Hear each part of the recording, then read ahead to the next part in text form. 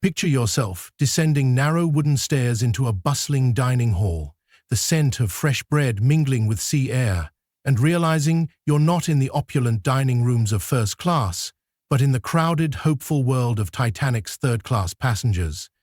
That's exactly where we're starting today, deep in the heart of the RMS Titanic's third-class dining experience, a rough-hewn world where culture, struggle, community, and dreams collided at sea. For the next several minutes, you'll live each moment at that long wooden table, from the clatter of dishes to the warmth of hot stew and the consoling chuckle of strangers far from home, finding out why third-class dining wasn't just about food, but about identity in the middle of the Atlantic. The third-class dining experience aboard Titanic has long been overlooked by history. We hear about the grand staircase, the first-class fine china, the string quartets, the shimmering hallways. But what about the steerage class?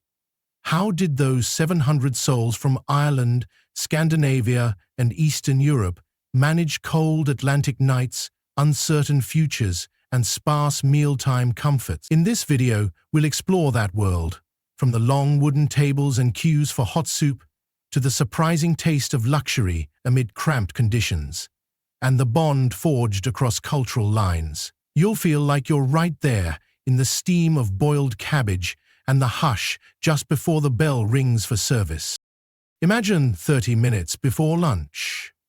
A third-class stairwell leads downstairs. It's narrow, impersonal. You walk past fellow passengers, muffled in thick coats, hoping to smell bread instead of sea salt. Descend another flight. You reach the dining saloon, a long room paneled in wood, low ceiling, windows looking out to vast ocean. 200 seats in rows, bench-seated. At the head stands a steward, ringing a brass bell. The murmur of accents, French, Italian, Polish, Norwegian, fills the air.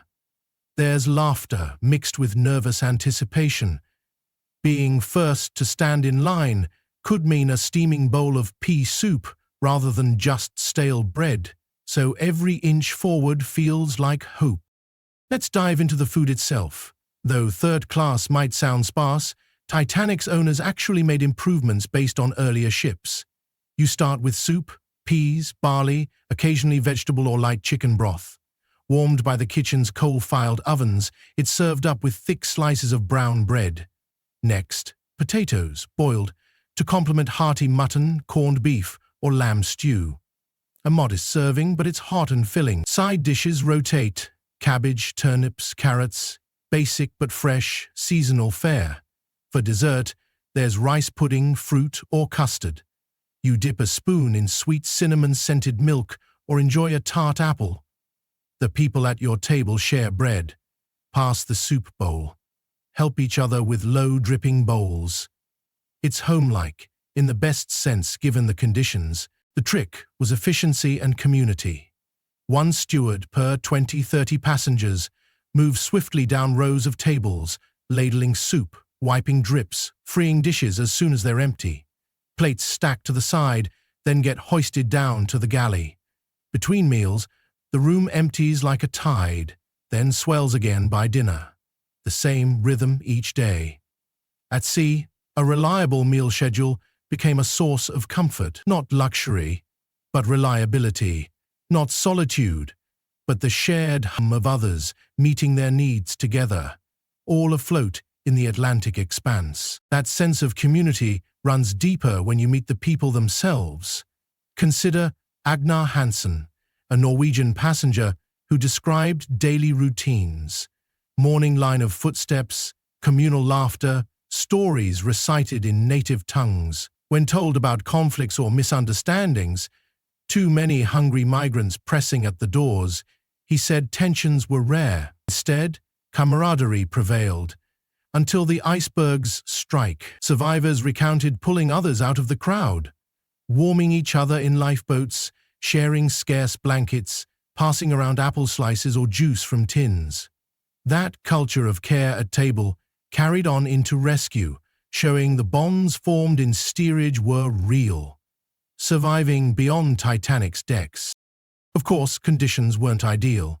The dining hall had low ceilings, poor lighting, long benches, noise echoed. There were complaints about the temperature, sometimes too cold, steam from soup hindering boisterous laughter. The smell of damp boots and wet coats competed with the aroma of food. Sanitary standards were basic. Dishes rinsed in hot water, reused, not sterilized. Depth charge acoustic boards separated classes, and yet these flaws shaped the identity of third class. Unpredictable, raw, and human. You're not tasting caviar, but you're tasting aspiration. Heat when everything else is cold. Story after story spotlights hope. Senora Maria, traveling with her daughter from Spain, described the first glimpse of food on the table like salvation. Bread as if for angels, she said, but our tears were saltier. Others spoke of sharing a second helping with someone weaker or saving dessert for a crying child. When crew offered coffee at the end of the meal, they didn't just sip caffeine. They tasted reassurance that someone cared. In those simple actions, warmth spread, forging a fragile sense of family among strangers. It wasn't all meals at sea. On departure from Southampton, some passengers brought their own delicacies, pickled cucumbers, homemade pastries, cured meats. They'd unpacked treasure on tables, sharing it across language barriers. A Polish man might offer rye bread, an Irish woman might share soda bread, a Ukrainian might serve buckwheat porridge. Then the hall would hum with cross-cultural gratitude. Third-class tables became unexpected melting pots, which should have been a trailer for unity at sea had fate not intervened. Now turned to the mechanics. Below decks, the galley staff worked in shifts, managing coal ovens, boiling kettles, and cleaning thousands of dishes within hours. They wore steel-tailed boots, aprons, and never paused, moving pots, rearranging trays, carrying stacks to dumbwaiters to upper decks. It's labor we rarely see in first-class documentaries. The kitchen heat must have been intense, but it powered a lifeline for hundreds facing icy waters every time windows were open to serve. Third-class dining was a feat of engineering, logistics we rarely acknowledge, yet pivotal in keeping souls alive. And then came the iceberg strike. Picture rush hour at lunchtime. Cold soup collides with chaos. Cash-paying third-class passengers often had no access to top-deck lifeboats due to lockdowns on internal gates. The warmth of dining became suffocated by fear. Many tried to return stew bowl or plates as an excuse to head upward. Some were turned away. Others found paths through seldom-used corridors. Survivor testimonies say the last meals were devoured in curled-up corners, hot food as defender against panic. Even in the face of disaster, the table remained a last fortress of comfort.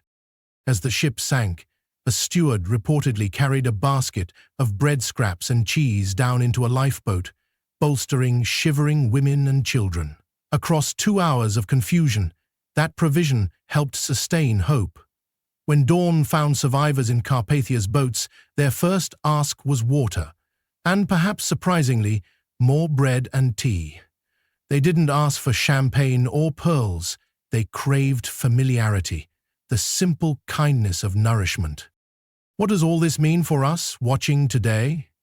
It matters because it reminds us most history skips over the humble, focuses on captains and aristocrats, not the people who filled the ship's belly. Dining in third class wasn't about fine cuisine, it was a mirror of humanity.